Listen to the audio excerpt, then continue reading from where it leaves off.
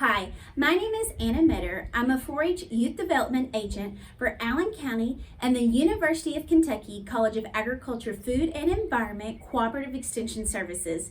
Today I come to you with another one of our Boredom Buster series activities, in which today we'll be making our own I Spy games. Now, it's a little bit of a twist. If you're anything like me, you love I Spy games. And I grew up, and these are two of my books from several years ago, but I grew up loving interacting, reading books. But these interactive I Spy books always were some of my favorite growing up because they kept me engaged. It was always fun to find new items, and I had several of these books, and it was always fun to turn the next page and start another I Spy series game. So today we're going to be making our own with a couple of really, once again, easy, nice household items. I love those types. If you followed any of our previous videos, we always try to do videos that have little to very little items that you can preferably find at home. So we're going to go ahead and get started with that today. Your items or supplies that you're going to need for today's project would include a mason jar, some sort of lid that screws on. You could also use some other containers if you wish. You're going to want birdseed. I will admit, preferably the birdseed that is lower content, less sunflower seeds, but a little bit more of rounder type of seeds, something you might find for finch birds. Additionally, some supplies you would want is a pair of scissors. You're going to want a piece of cardstock or paper to make your label, whether you print that or handwrite that. And then today, I have a variety of different options that I'll be describing throughout the video that are small items that are typically no larger than the end of your thumb, typically less than 1 inch in size, because these are going to end up being our I Spy items in today's activity.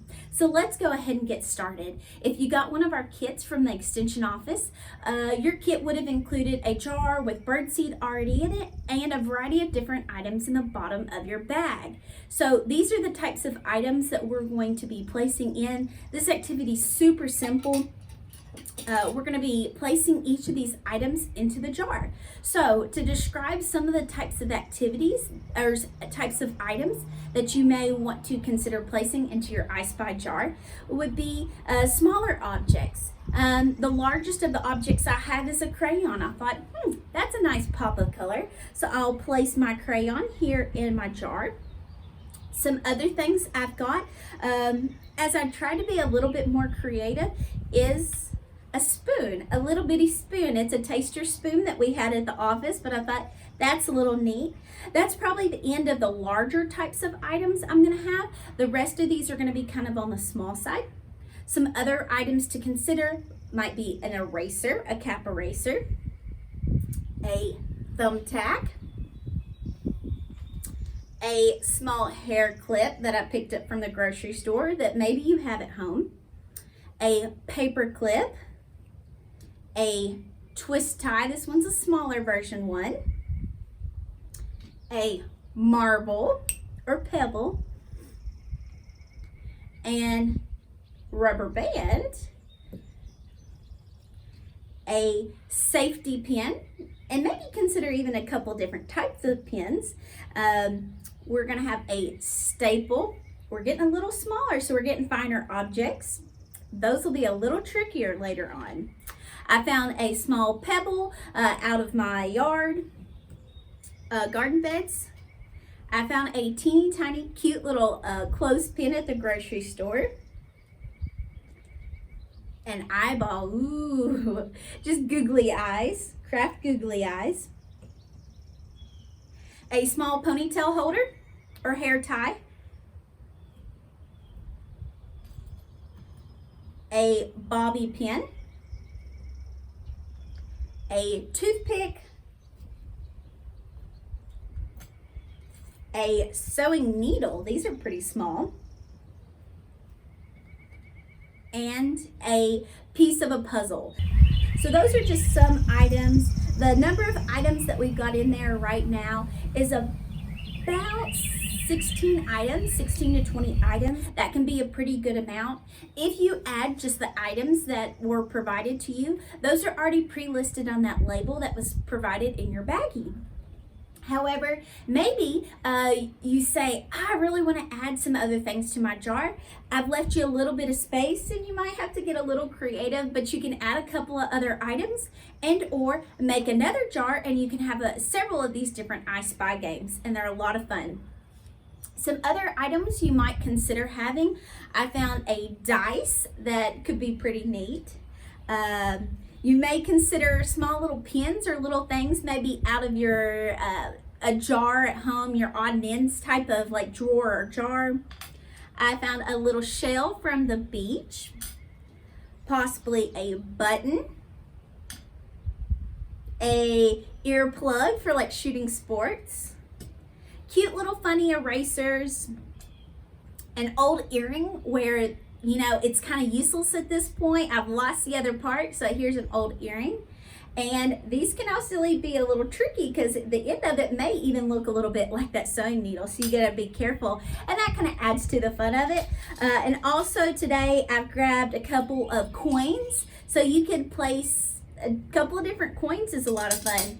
Some other fun objects that you may consider would be other non-perishable types of goods, toys, any type of small toys families. If you've got Legos or Barbies or any of those types of things where you've got odd and ends, or maybe a shoe left of a Barbie but you don't have the other one, place it in there. When you see shoe on the list, or if you hand it to somebody else who maybe didn't create the I Spy game, they'll be like, a shoe? How did you get a shoe in here?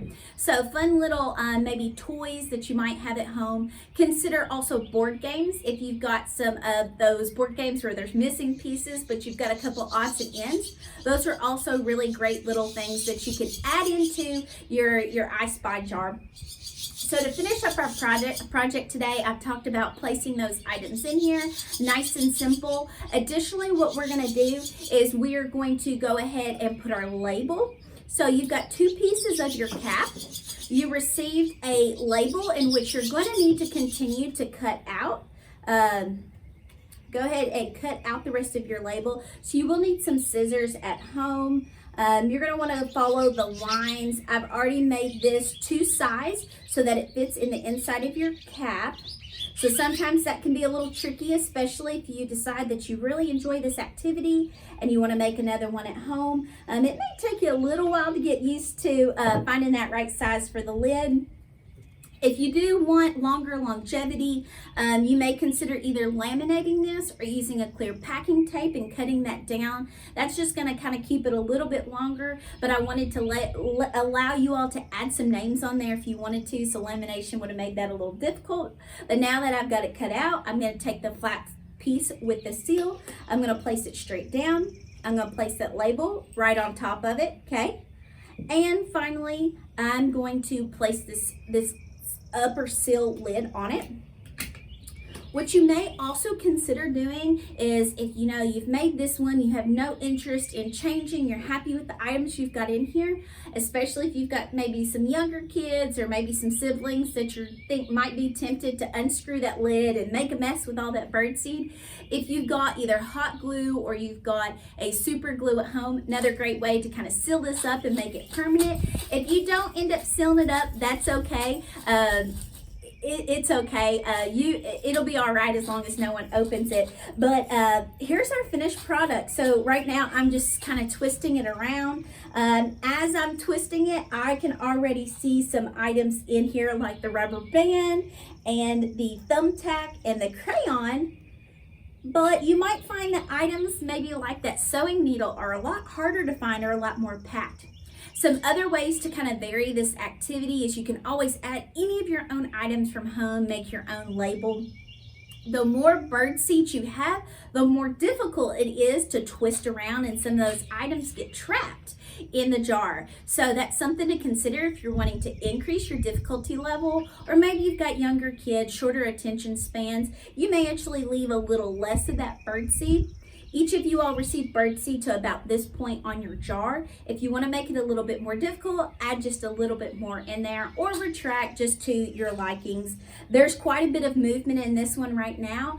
I typically like even a little bit more birdseed so that it makes it even more difficult and the seed just barely shifts, so it takes a lot more time and patience to find those items. Again, this is a favorite for 4-Hers and parents. It's a great mental health release, kind of a stress reducer type of activity. It's also a great alternative if you're looking for entertainment that's non-technology, non-media related. This is a really fun activity. It's great for road trips. This activity I did as a younger kid and I absolutely love it. But I do think that during this time of COVID-19, it's important to pay attention to our mental health, do things that kind of relax or maybe a little break in between schoolwork. So once again today, this was our I Spy game kit that we had. We just had a few items, the jar, the birdseed, a label, and a couple of odds and ends that we found around the house at home. I hope you enjoyed today's activity. If you've got comments or questions, I'd love to hear it. You can contact me at Anna Metter at our office, Allen County Cooperative Extension phone number is 270-237-3146, or my email at anna.metter1@uky.edu.